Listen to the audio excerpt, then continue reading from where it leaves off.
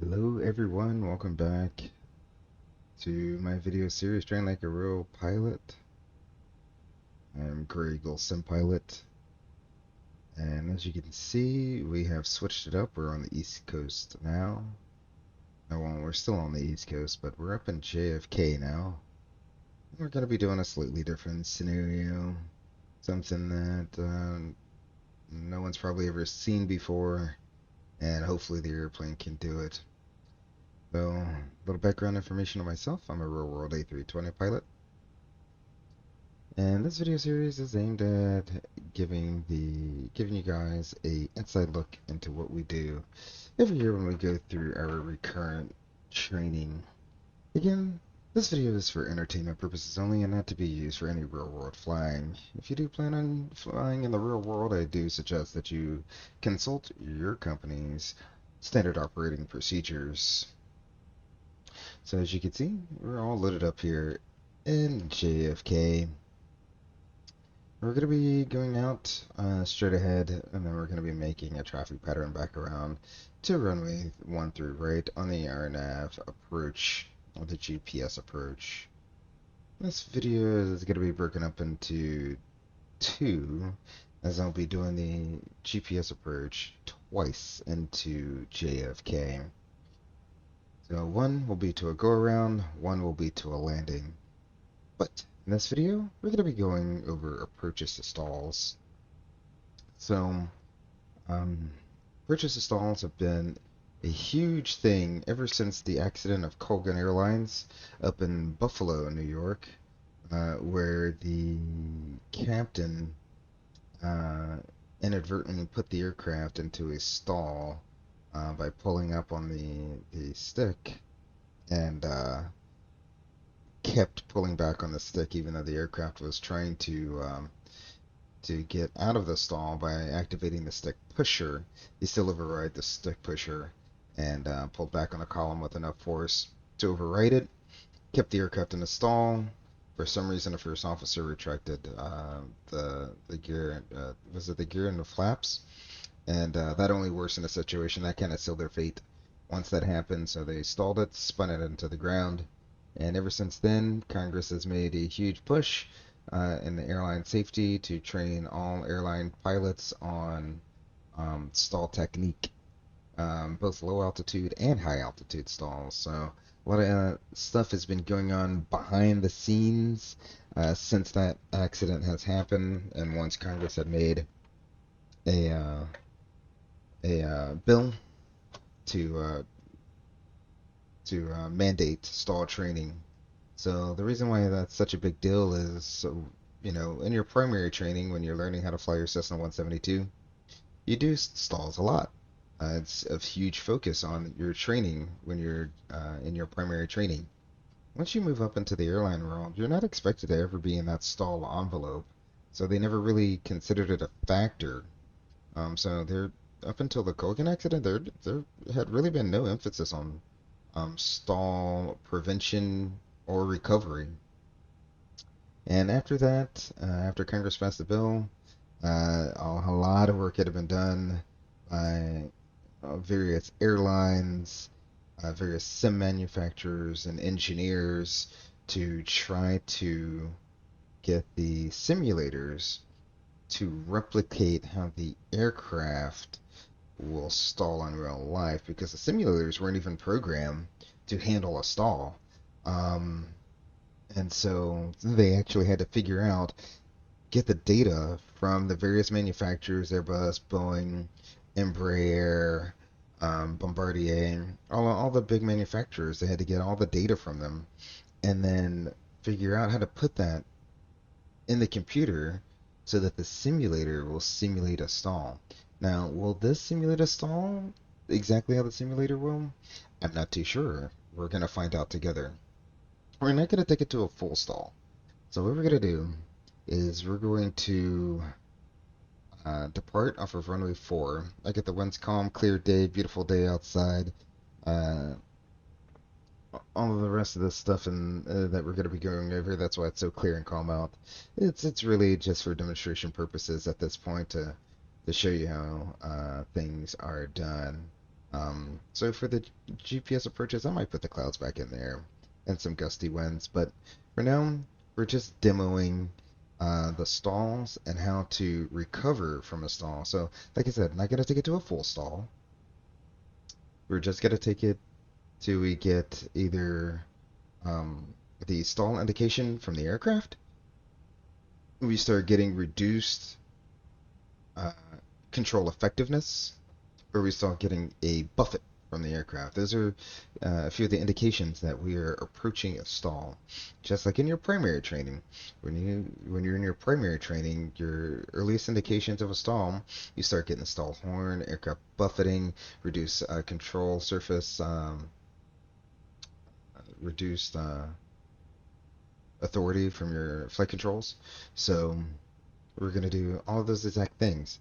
And we're going to recover almost pretty much like you would if you were in primary training, with the exception of we have under wing mounted engines, which means if we add power, the tendency is for when you start adding power, the nose will start coming up. We don't want the nose to come up too quickly, because that can put us in a secondary stall, and it's really easy to put yourself in a secondary stall, especially with these undermounted engines. So we'll watch your airspeed and slowly bring the power back in, um, and then we'll continue our climb out straight ahead. And hopefully everything will go a-okay on the first departure. So the way we're going to do this, since the aircraft, in normal law, just won't allow you to even approach a stall, it will just hang out at VLS, and then once you get deep enough into alpha protection, alpha floor kick in, and you'll just go toga, and with the aircraft still pitching up at the same thing, you'll just start climbing out at toga power. So in order for us to get to the point where we can stall the airplane, what we're going to do is we're going to put this into alternate law. So we're going to take the protections away from the aircraft. I haven't figured out how I'm going to get us into alternate law. I think how I am going to do it is I will fail ELAX 1 and 2. I think I'm going to fail ELAX 1 and 2. And then it should put us into alternate law. But I'm only going to do that after we retract the gear. Because right now, if I put it down, we're going to be in direct law. I don't want to be in direct law. So I'll fail ELAX 1, or not fail, but I'll just turn them off. Which in the simulator, generally what they'll do is they'll turn off two of the same computers, and that puts you in alternate law. Remember, in the Airbus, in order to get into alternate law, um, requires um, you to lose multiple systems of the same type, meaning we have a little phrase that we like to say MFers. So multiple failures of redundant systems. That's the only way to get into alternate law. So that's why I said I'm going to fail ELEC 1 and 2, because those are redundant systems. And if I fail both of them, that will put us into alternate law. And we should be able to um, get the aircraft in a low enough speed where we get the stall warning indication. And the way we're going to do that is once we take off, I get the gear up, we're going to, about, oh, I don't know, 1,000 feet of slow. I'm just going to slowly bring the aircraft's power back to idle. And we're going to still pretend like we didn't realize that the thrust isn't idle, and we're going to try to keep climbing out per the usual. And once we get the stall indications, we'll recover from the stall. So, with all of that in mind, let's get underway. Aircraft is set up just how I've been setting it up, with 100 people on board, 2,000 pounds of cargo, and 16,000 pounds of fuel, minus a little bit from me sitting here and blabbing on. So, overall, hopefully should be a short video. Let's get underway. The parking brake is released. Half down on the side stick. 1.05 on the EPR.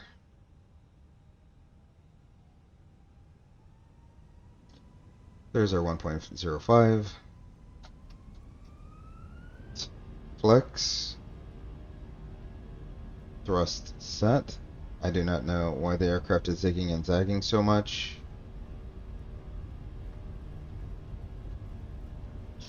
$80. Checked.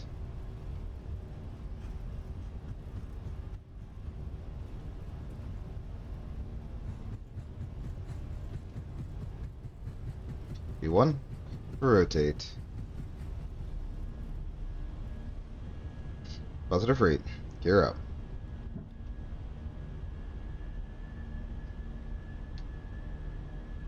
Auto thrust is going to come off.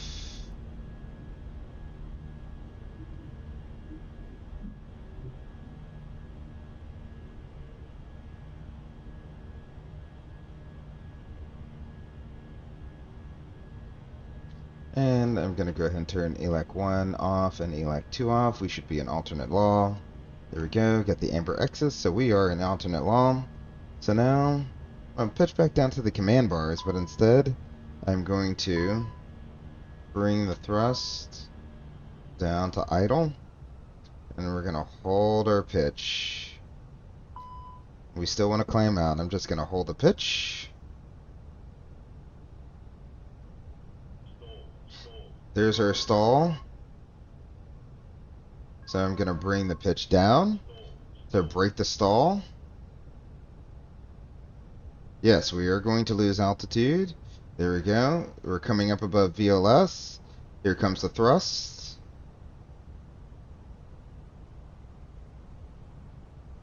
I'm going to bring the thrust slowly back into the climb detent.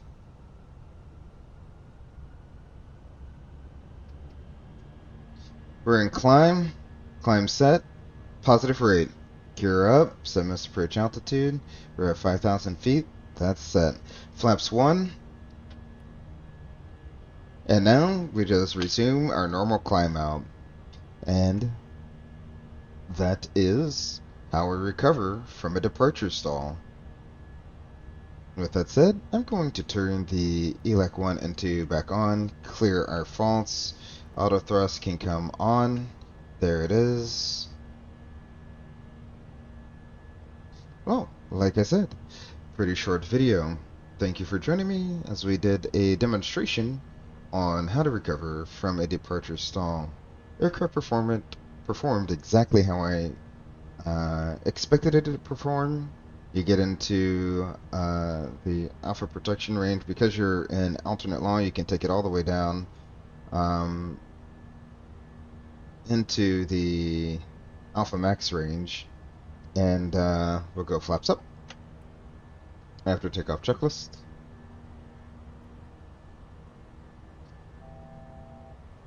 And we'll turn autopilot 1 on. You can get the aircraft all the way into the alpha max range, and once you get low enough, you'll get the stall indication. That's our first indication of a stall.